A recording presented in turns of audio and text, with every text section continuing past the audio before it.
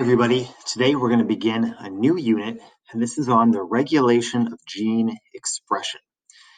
So, what do we mean when we say gene expression? When we say gene expression, we mean basically expressing a gene is to make the protein from that gene. The protein will then do whatever it is its job is to do, right? It could be to make a certain pigment, it could be to digest something, it could be to synthesize something. And regulation refers to how we decide which genes get expressed and when.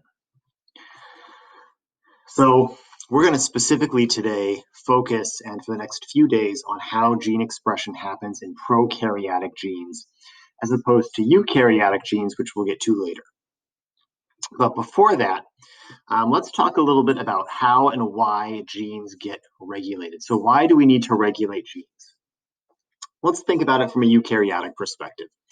Every somatic cell in an organism has the same genes, right? It doesn't matter if it's your pancreas cell, your white blood cell, your nerve cell, a liver cell, an eye cell. The DNA in all of those cells is exactly the same. But if they all are the same and they have the same DNA, then how are these cells different? How could a pancreas cell be different from a nerve cell if they all have the same genes, if they all have the same DNA? Well, the answer is that each cell doesn't express every single gene, right? Each cell will only express certain genes, the genes that it needs to. So, for example, a pancreas cell, there are 4 genes here: glycolysis, antibody, insulin, and hemoglobin. The pancreas cell is only going to express 2 of these genes, right? Glycolysis and insulin.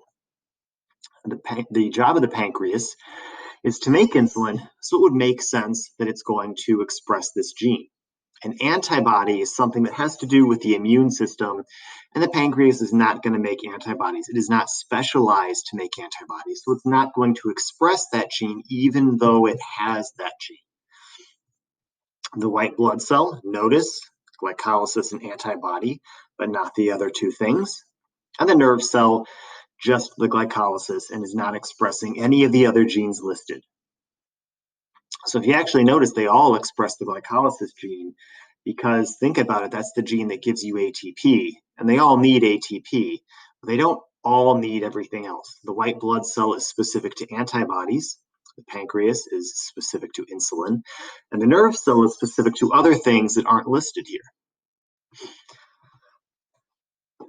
So in cell differentiation, cells become specialized. So we all start as a single-celled zygote that quickly divides into many cells.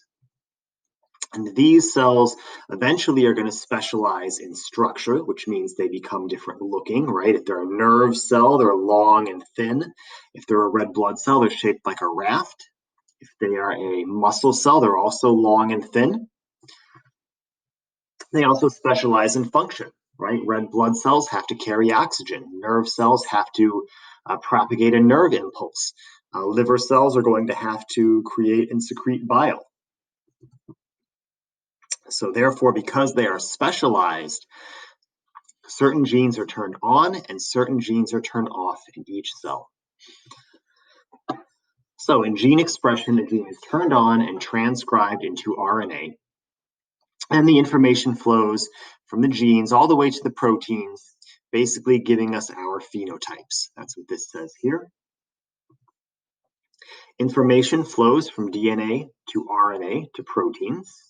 As we already know, do you remember what this is called? This is called the central dogma. The great differences among cells in an organism must result from the selective expression of genes. So we select which genes to express and which genes aren't expressed.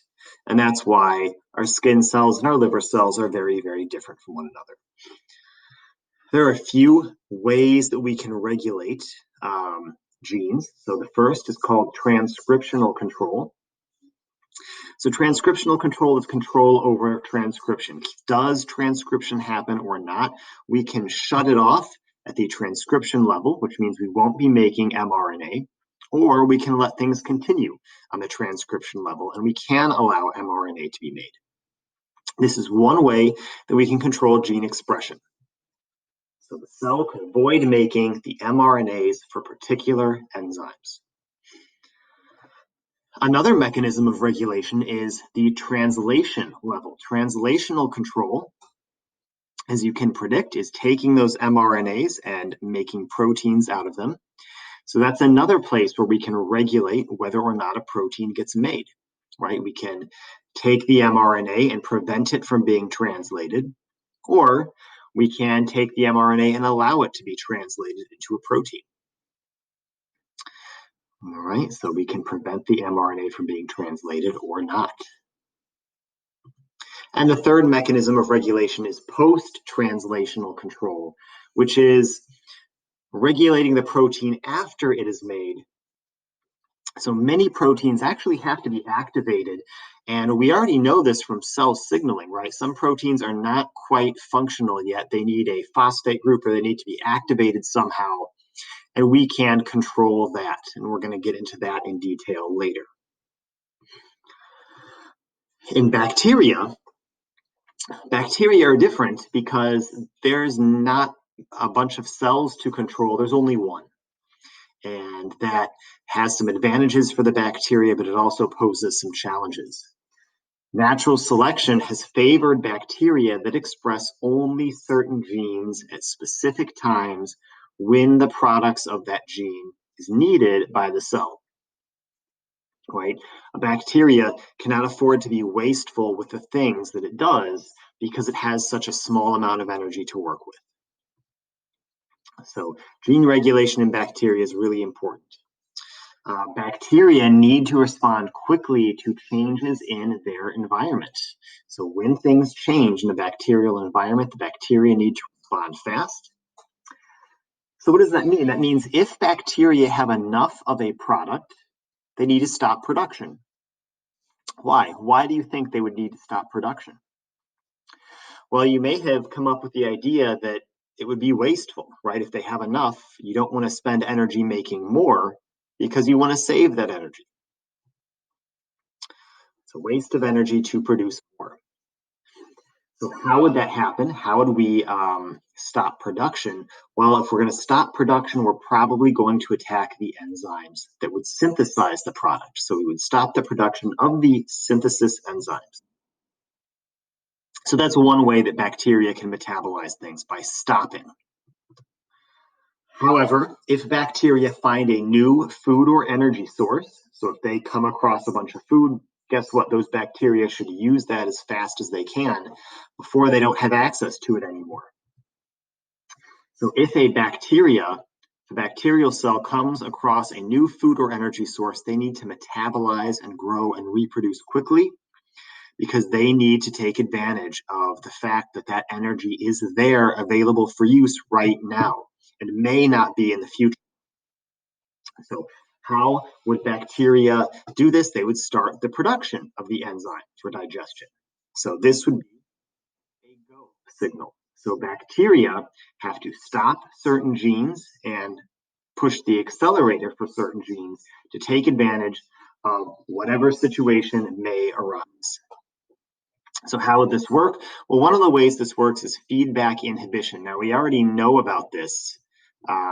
Feedback inhibition works by the product allosterically inhibiting one of the enzymes early on in the pathway. Here we have the production of tryptophan, and since we have a lot of tryptophan is actually going to shut itself off early on in the pathway, and that's going to keep this organism, it's going to keep it from wasting energy. Right? So this is actually something we learned way back last semester, but this also means that we still have to produce the enzymes to make this happen, and that could be a waste. So there's another thing that we can do. Instead of inhibiting the enzyme itself, we can inhibit the gene from making the enzyme, and that's even more efficient.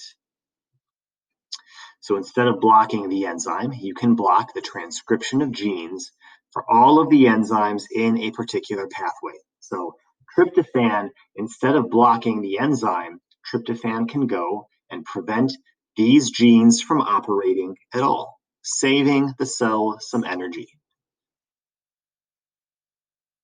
So this saves energy by not wasting it on unnecessary protein synthesis.